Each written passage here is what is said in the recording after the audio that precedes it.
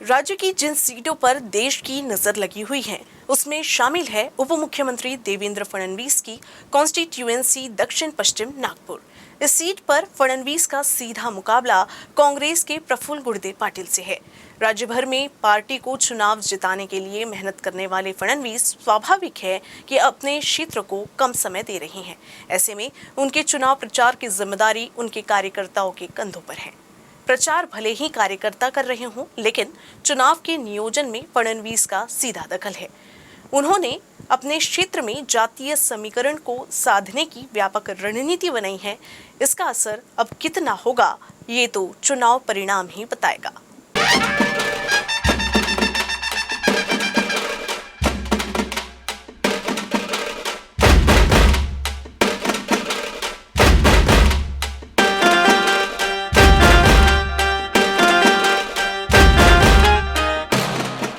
अपनी परंपरागत सीट से देवेंद्र फडणवीस फिर एक बार चुनावी मैदान में हैं।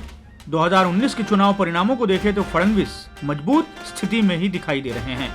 उनकी लड़ाई तो सिर्फ अपनी लीड को बढ़ाने की है। फडणवीस पर जिम्मेदारी राज्य की है, इसलिए वो अपने खुद के प्रचार में कम समय दे रहे हैं।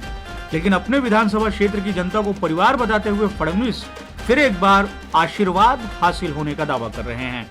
बहुत अच्छा रिस्पॉन्स है, आप देख सकते हैं लोगों का हुजूम है और ये मेरा परिवार है। दक्षिण पश्चिम नागपुर ने 5 बार लगातार मुझे चुनकर दिया है, 6वीं बार भी वो चुनकर देंगे, ये मेरा विश्वास है। 2019 के चुनाव परिणामों को देखें तो फडणवीस ने 49,893 मतों से भारी जीत हासिल की थी। विधानसभा चुनाव में इतने मतों के अंतर को बड़ी जीत मानी जाएगी। ऐसे में फडणवीस की असल लड़ाई तो अपनी लीड को बढ़ाने की ही इस चुनाव में दिखाई देती है। चुनाव प्रचार के नाम पर फडणवीस ने अब तक अपने विधानसभा क्षेत्र में सिर्फ 2 प्रचार रैली की है। ऐसे में उनके चुनाव प्रचार की जिम्मेदारी कार्यकर्ताओं के भरोसे है।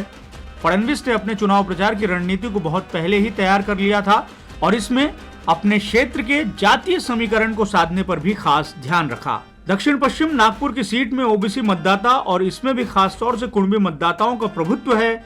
ऐसी स्थिति में फडणवीस को जिताने की जिम्मेदारी संभालने की जिम्मेदारी इसी समाज से जुड़े कार्यकर्ताओं के कंधों पर अधिक है। ये कार्यकर्ता सीधे तौर से प्रचार के पूरे नियोजन से जुड़े हैं। प्रकाश भोयर को फडणवीस ने अपना चुनाव प्रमुख बनाया है। उनके मुताबिक फडणवीस ने भले ही उन्हें ये जिम्मेदारी दी हो, लेकिन इसके पीछे जाति का कोई लेना देना नहीं है। भोयर का ये भी मानना है कि फडणवीस के साथ सारे कुणबी समाज के साथ ही इस क्षेत्र की जनता भी खड़ी है। कुठेही कमतरता या प्रचारात कार्यकर्त्यांच्या माध्यमातून आम्ही ठेवलेली नाही आणि ते कार्यकर्ते हे स्वतःला देवेंद्र फडणवीस समजून ते स्वतःच प्रचारात उतरलेले आहेत। या मतदारसंघातून देवेंद्रजी 5 टर्म निवडणुकीला उभे राहून जिंकलेले आहेत। ही 6वी टर्म आहे। या समाजात कुणबीला दिला आहे असं नाही। मी कालही कुणबी होतो, आजही कुणबी आणि उद्याही कुणबी राहणार आहो आणि या मतदारसंघात जेवढे कुणबी आहेत तेवढ्यांनी सर्वांनी देवेंद्रजींना पहिलेही वोट दिलं आहे, आजही दिलं आणि उद्याही त्यांचं काम पाहून, त्यांचा महाराष्ट्राचा झंझावात पाहून, महाराष्ट्राच्या विकासाची बुद्धी पाहून, दूरदृष्टी पाहून त्यांनी सर्व समाजांनी त्यांना आतापर्यंत वोट दिले आहे। भोयर के मुताबिक फडणवीस के पास जो जिम्मेदारी है उसे देखते हुए हर कार्यकर्ता खुद फडणवीस बनकर चुनाव में काम कर रहा है। भोयर के ही साथ कुणबी समाज के एक और कार्यकर्ता फडणवीस के लिए अहम भूमिका में हैं। पार्टी के युवा रितेश गावंडे को दक्षिण पश्चिम सीट के अध्यक्ष पद की जिम्मेदारी है, जो कुणबी समाज से आते हैं। रितेश गावंडे भी उनके समाज को देखकर उन्हें जिम्मेदारी दिए जाने की बात को खारिज करते हैं और देवेंद्र फडणवीस की विकास की छवि को प्रस्तुत करते हैं। भारतीय जनता पार्टी जो है ये कार्यकर्ताओं की पार्टी है। कार्यकर्ताओं के भरोसे ही ये पार्टी चलती है। और रही बात नियोजन की, भारतीय जनता पार्टी का सालों से नियोजन चलते आ रहा है।